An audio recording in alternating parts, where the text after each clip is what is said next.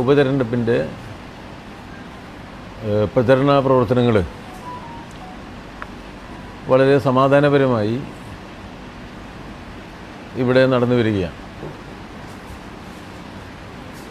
എല്ലാ രാഷ്ട്രീയ പാർട്ടികളും സ്ഥാനാർത്ഥികളെ പ്രഖ്യാപിക്കുകയും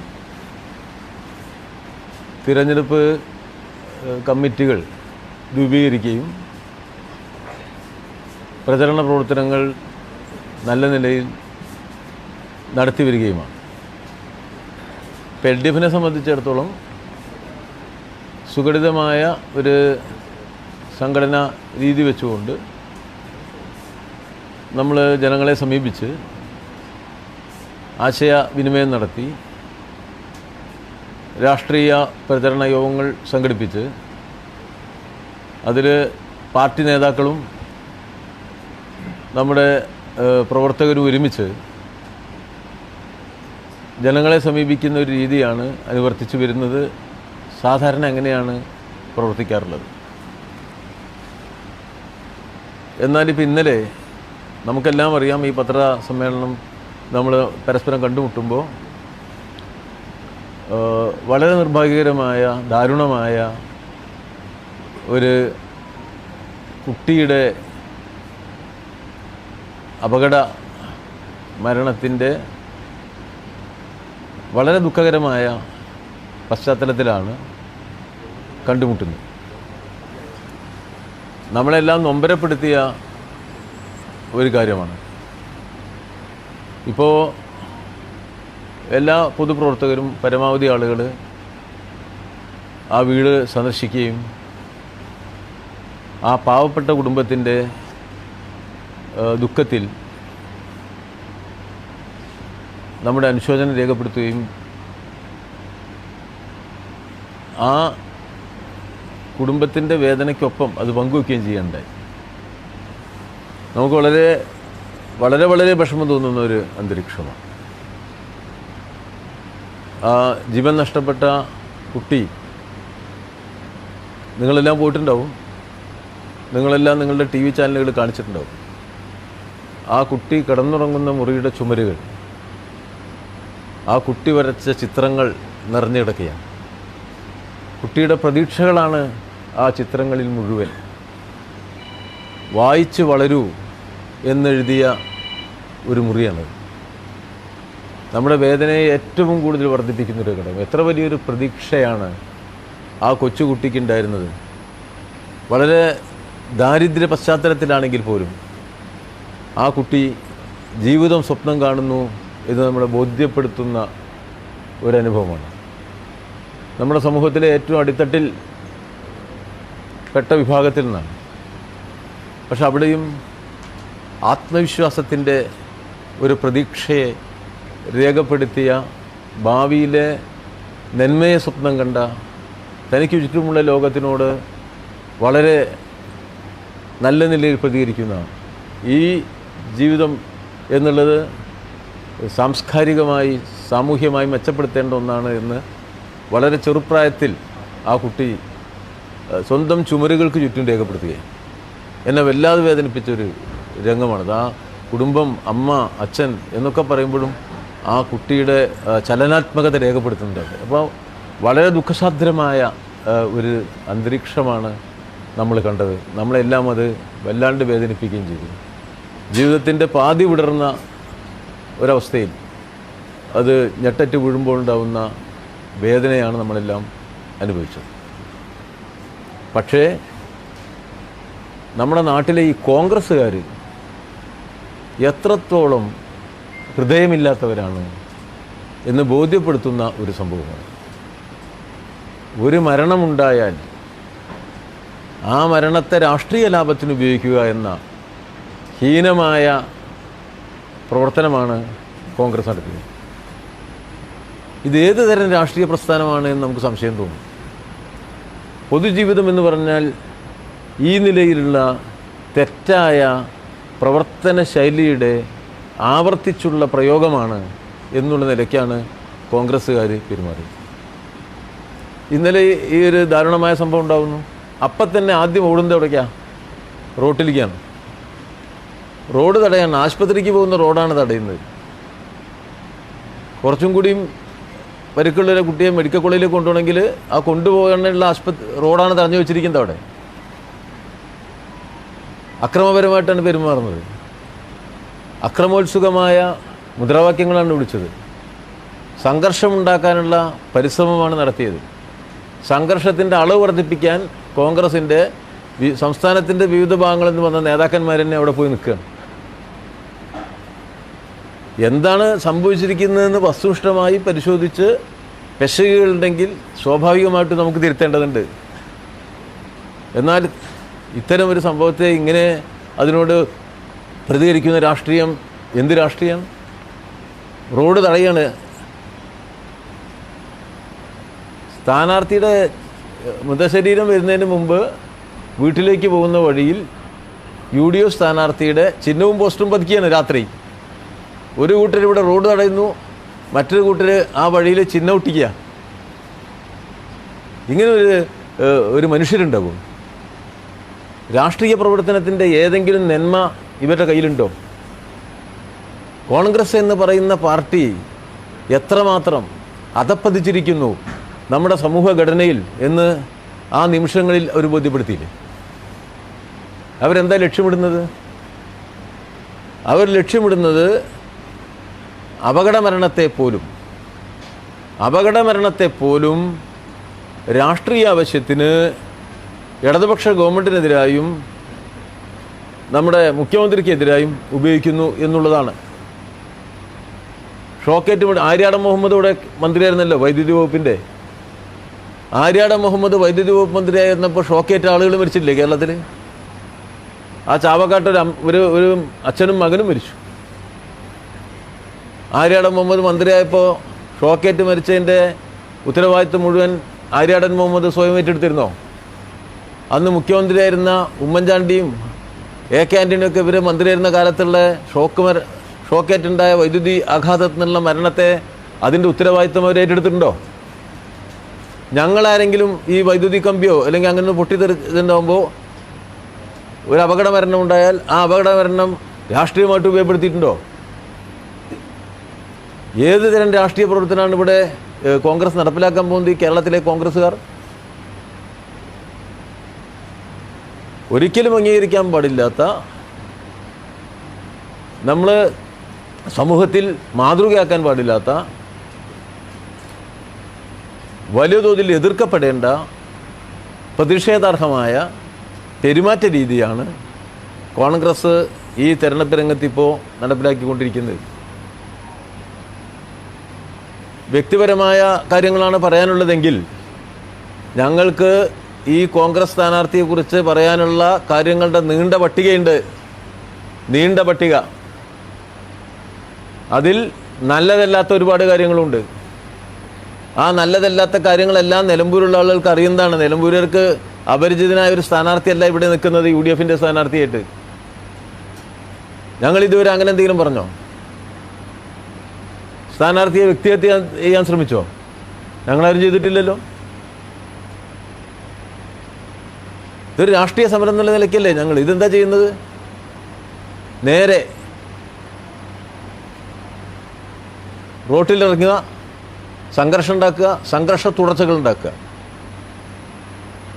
ഒരാൾ ഇവരുടെ സമരത്തിൻ്റെ അവിടെ എന്തോ തലയിറങ്ങി വീഴുക, എന്തോ ക്ഷീണിച്ചു എന്നോ തോന്നുന്നു എനിക്ക്. അപ്പം അതിനെ മറിച്ചു കൊണ്ടുപോവാണ്. അവർക്ക് ആവശ്യം ഒരു രക്തസാക്ഷിയെ കിട്ടുമെന്നാണ്. അതാണ് അവർ നോക്കുന്നത്. ഈ അപകടത്തെ അവരെന്തിനാണ് ശ്രമിക്കുന്നത്? തെരഞ്ഞെടുപ്പ് ആവശ്യത്തിന് ഉപയോഗിക്കണം, രാഷ്ട്രീയ ആവശ്യത്തിന് ഗവൺമെൻറ്റിനെതിരായിട്ട് ഉപയോഗിക്കണം. ഇതാണ് സംഭവം. പക്ഷേ ഞങ്ങൾ അപ്പോഴത്തൊരു സമീപനമുണ്ട്. ഞങ്ങൾ പറഞ്ഞു ഇതൊരു അപകട മരണമാണ്. അപകടത്തെ രാഷ്ട്രീയമായി നിങ്ങൾ ഉപയോഗപ്പെടുത്തരുത്, അത് തെറ്റാണ്. അപകടമാണ്. 2, വൈകുന്നേരമാണ് സംഭവിക്കുന്നത്. നമുക്ക് അന്വേഷിച്ചിട്ട് എന്താണ് യാഥാർത്ഥ്യം എന്ന് കണ്ടെത്തണം. അതാണല്ലോ ഞങ്ങൾ പറഞ്ഞത്.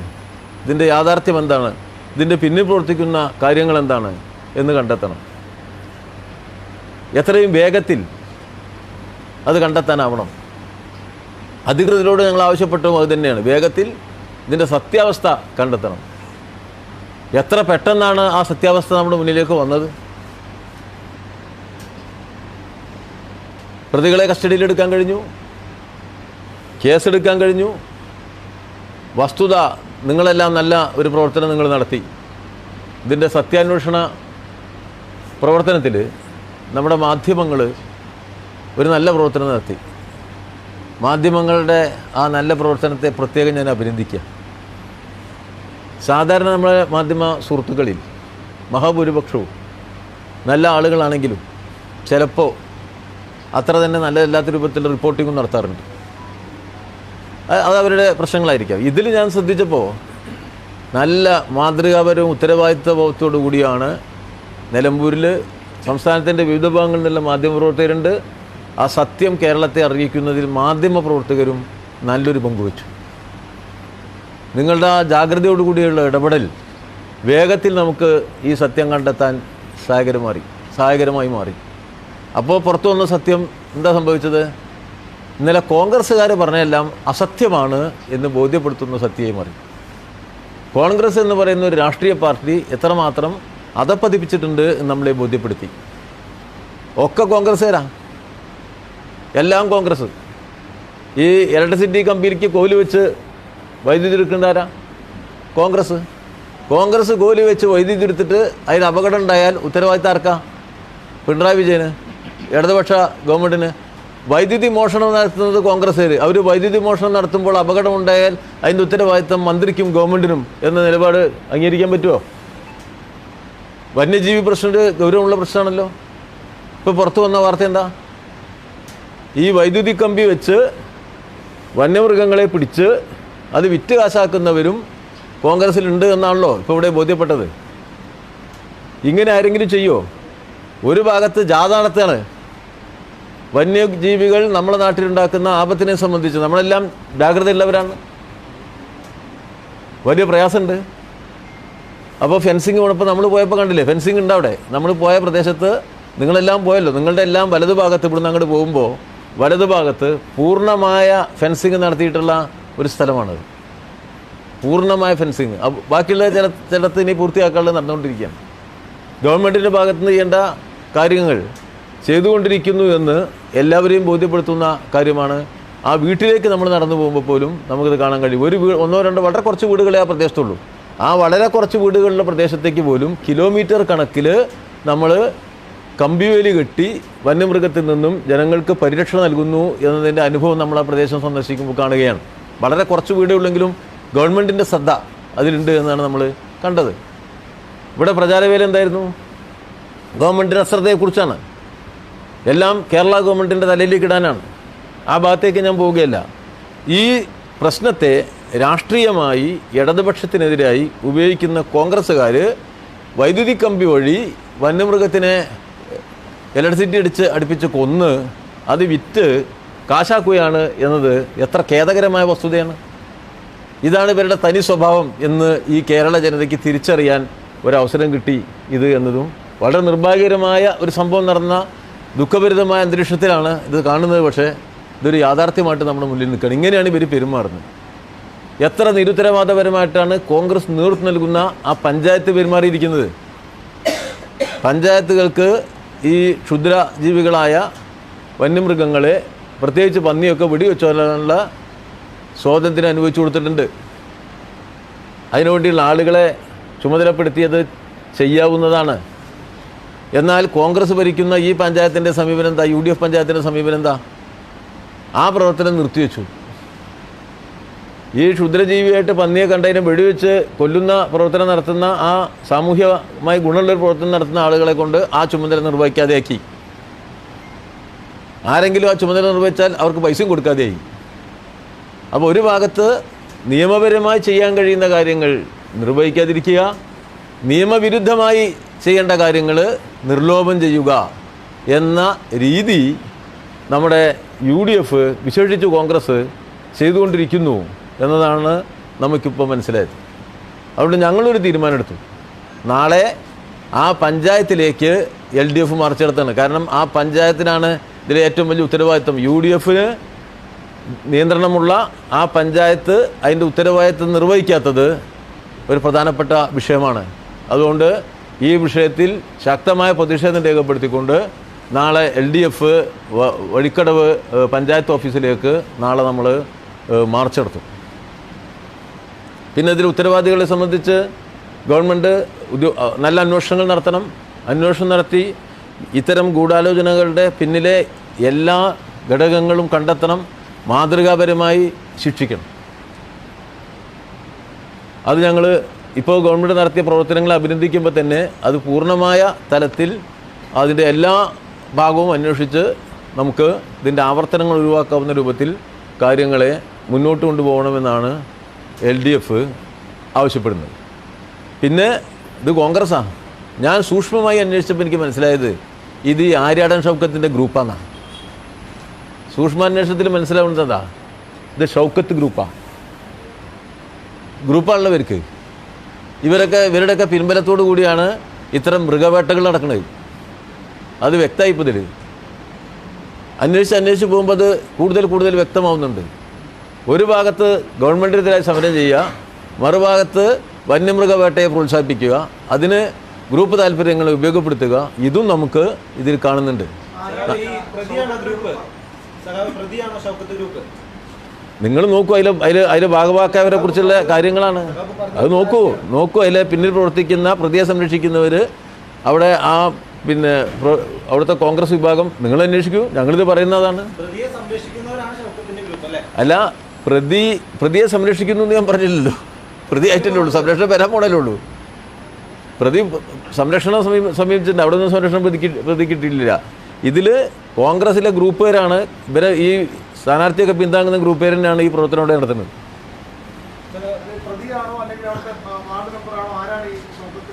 അല്ല, അതൊക്കെ ചേർന്നതാണെന്നേ, ഇതെല്ലാം ചേർന്നാണ്. അവരെല്ലാം വ്യക്തമാണല്ലോ, നിങ്ങൾക്കറിയാലോ. കോൺഗ്രസ്സാണ് അവിടെ വാർഡ്, കോൺഗ്രസ്സാണ് അവിടെ വൈസ് പ്രസിഡന്റ്, UDF ആണ് അവിടെ പ്രസിഡന്റ്. എല്ലാവർക്കും അറിയുന്നതല്ലേ, അവരെ പ്രോത്സാഹനം കിട്ടുന്നതല്ലേ.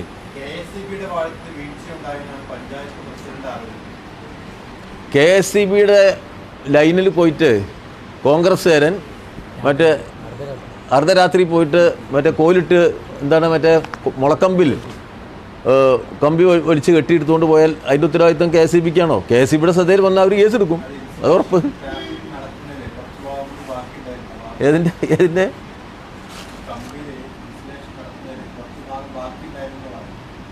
കമ്പിയിൽ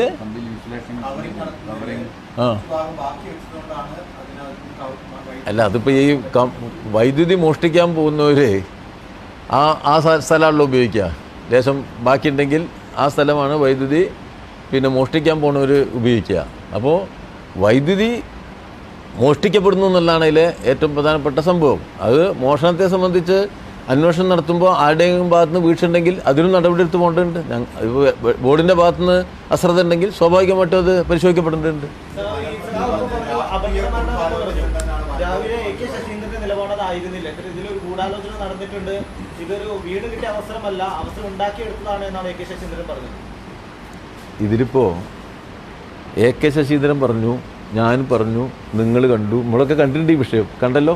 ഇനി സംശയം ബാക്കിയുണ്ടോ?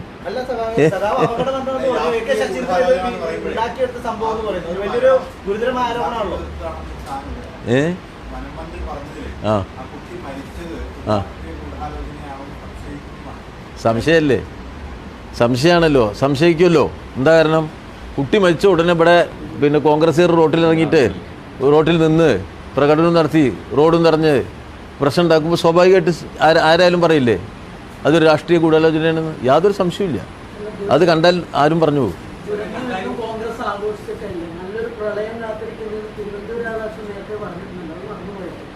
അല്ല, നമ്മൾ വരാനിരിക്കുന്ന ദിവസങ്ങളിൽ തിരുവഞ്ചൂരൊക്കെ ഞാനിപ്പോൾ അത് പറയുന്നില്ല. നമ്മളിപ്പോൾ കോൺഗ്രസ് നേതാക്കന്മാരെ ഓരോരുത്തരെ വ്യക്തിപരമായിട്ട് എടുത്തിട്ട് അവരുടെ രീതിശാസ്ത്രത്തെയും പ്രവർത്തന ശൈലിയെ സംബന്ധിച്ച് ഞാനിപ്പോൾ പറയുന്നില്ല.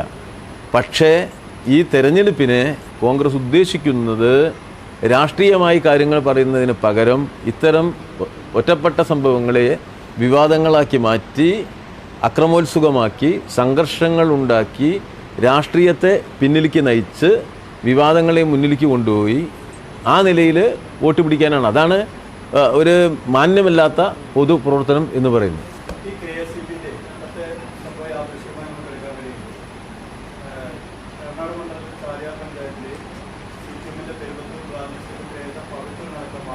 ചോദിക്കുക, KSEB-ന്റെ ഇത്തരം ഈ വൈദ്യുതി മോഷണം നടത്തിയ കമ്പനികളിൽ അപ്പോൾ ഒരു സംഭവം ഉണ്ടാകുമ്പോൾ വീണ്ടും ഉണ്ടാവാതിരിക്കാൻ ആവർത്തിക്കാതിരിക്കാനുള്ള ഒരു നടപടി ഇപ്പോൾ ഓരോ ഭാഗത്ത് സൂക്ഷ്മത KSEB പുലർത്തുന്നതിൽ ഇത്തരം മരണങ്ങളൊക്കെ ഉണ്ടാകും. അല്ല, KSEB-ന്റെ വൈദ്യുതി കമ്പിയിൽ നിന്ന് മീൻ പിടിക്കാൻ വേണ്ടിയിട്ട് പിന്നെ വെള്ളത്തിലിട്ടാൽ അല്ലെങ്കിൽ വൈദ്യുതി ഉപയോഗിച്ച് മീൻ പിടിക്കാൻ പോയാൽ നമ്മളതിനെ പ്രോത്സാഹിപ്പിക്കുമല്ലോ. നമ്മളാരെങ്കിലും പ്രോത്സാഹിപ്പിക്കും? KSEB-ന്റെ സോളാർ വൈദ്യുത ലൈനിലേക്ക് അനധികൃതമായി വൈദ്യുതി നേരിട്ട് കടത്തുന്നതിന് പരമായിട്ടാണ് ചാലിയാർ പഞ്ചായത്തിലെ മധുമൂലിൽ അശോകൻ, പെരുമ്പത്തൂരിലെ പവിത്രൻ, അതേപോലെ തന്നെ നമ്മുടെ രാമകുട്ടി മരിച്ചാൽ ഇപ്പോൾ പടിക്കടവ്. അല്ല, അതിൻ്റെ ഒരു പട്ടിക, ഷോക്കേറ്റ് മരിച്ചവരുടെ പട്ടിക നിങ്ങൾ പറയുകയാണെങ്കിൽ കേരളത്തിലും ഇന്ത്യയിലും ലോകത്തും ഷോക്കേറ്റ് മരിച്ച ഒരുപാട് ആളുണ്ട്. അല്ല, അല്ല ഇതുവരെയും ഇത്തരം കാര്യത്തിൽ സൂക്ഷ്മത പുലർത്തിയിട്ട് ഇത്രയും വിലപ്പെട്ട മനുഷ്യர்களுണ്ട്. അപ്പോൾ KSEB-നെ ഇതിലൊരു പങ്കാളിയായ KSEB-നെ വെള്ളപൂശി ഇത് പോലീസിന്റെ പേരിൽ മാത്രം മാറ്റിവെക്കാൻ കഴിയുന്ന ഒരു നിസാര സംഭവമായിട്ടാണ് പാർട്ടി കാണുന്നത്. അല്ല, കോൺഗ്രസിനെ ഇതിൽ നിന്ന് രക്ഷിക്കാൻ വേണ്ടിയുള്ള ഇത്തരം ചോദ്യങ്ങളെ സംബന്ധിച്ച് നല്ല ധാരണ ഞങ്ങൾക്കുണ്ട്.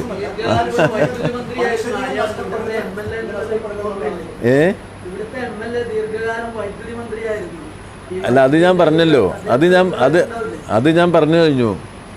അദ്ദേഹം വൈദ്യുതി മന്ത്രി ആയപ്പോഴും ഇവിടെ ഷോക്കേറ്റ് ധാരാളം ആളുകൾ കേരളത്തിലും മരിച്ചിട്ടുണ്ട്, ഇവിടെയും മരിച്ചിട്ടുണ്ട്. ഈ കമ്പിട്ട് പിടുത്തം എന്ന് പറഞ്ഞാൽ ഞാൻ ഒരുപാട് സ്ഥലത്ത് കണ്ടിട്ടുണ്ട്. ഒരുപാട് സ്ഥലത്ത് നിയമവിരുദ്ധമാണത്.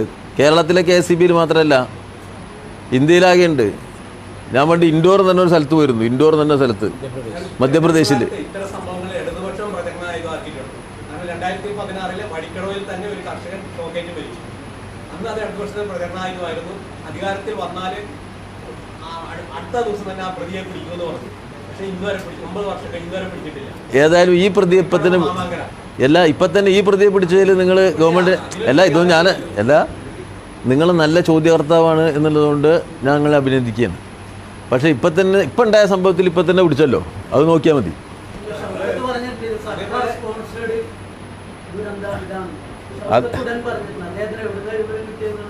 അതായത് അവരത് ഇങ്ങനൊരു സംഭവം ഉണ്ടായപ്പോൾ കോൺഗ്രസ് ഒരു ഗൂഢാലോചന നടത്തി ഓരോരുത്തർ പറയേണ്ടത് എങ്ങനെയാണെന്ന് തീരുമാനിച്ചിട്ടാണ് ഈ അഭിപ്രായ പ്രകടനം ഉണ്ടായത്. ചിലർ കരഞ്ഞു. അപ്പം തന്നെ അഭിനയ കലയിൽ അവർ അതീവ നിപുണന്മാരാണല്ലോ. ആ അഭിനയ കലയുടെ എല്ലാ കാര്യവും ഇന്നലെ വൈകുന്നേരം ഇവിടെ പ്രകടിപ്പിച്ചത്.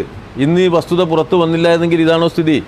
സത്യം കണ്ടെത്താൻ നിങ്ങളുൾപ്പെടെ സഹായിച്ച് നമ്മളിപ്പോൾ ഈ സത്യം കണ്ടെത്തിയില്ലായിരുന്നുവെങ്കിൽ, അധികൃതർ നല്ല മുൻകൈ എടുത്തില്ലായിരുന്നുവെങ്കിൽ, പ്രതിയെ കസ്റ്റഡിയിൽ എടുത്തില്ലായിരുന്നുവെങ്കിൽ ഈ സായാഹ്നത്തിൽ നമുക്ക് ഇങ്ങനെ ഇരുന്ന് സംസാരിക്കാൻ പറ്റുമായിരുന്നോ? അതിനല്ലേ നമ്മൾ പ്രത്യേകം ശ്രദ്ധിക്കേണ്ടത്. വളരെ പെട്ടെന്ന് അതിൻ്റെ പ്രതികളെ പിടി കിട്ടാനില്ലായിരുന്നെങ്കിൽ ഇന്ന് എന്താ ഇവിടെ അന്തരീക്ഷം? ഹർത്താലവിടെ. ഈ റോട്ടിലൂടെ ഒരു വാഹനം ഒഴുകുമോ? പോകാൻ പറ്റുമോ? ഈ കോൺഗ്രസ് കേരളത്തിൻ്റെ വിവിധ ഭാഗങ്ങളിൽ നിന്ന് വന്ന മുഴുവൻ കോൺഗ്രസ്സുകാർ ഇവിടെ റോട്ടിലുണ്ടാവില്ലേ? എന്തായിരിക്കും സ്ഥിതി? അതുകൊണ്ട് യഥാസമയം ഇവിടെ ഇടപെട്ടിട്ടുണ്ട് ഗവൺമെൻറ്. അതുകൊണ്ട് പ്രതികളെ പിടിക്കാൻ പറ്റി. നമുക്ക് സത്യം പുറത്തേക്ക് വന്നു. സത്യം പുറത്തേക്ക് വരുമ്പോൾ അതിൻ്റെ വസ്തുതയെക്കുറിച്ച് നമ്മൾ അഭിപ്രായം പറയാതിരിക്കാൻ പറ്റുമോ? ആ അഭിപ്രായ പ്രകടനമാണ് നമ്മളിപ്പോൾ നടത്തിയത്.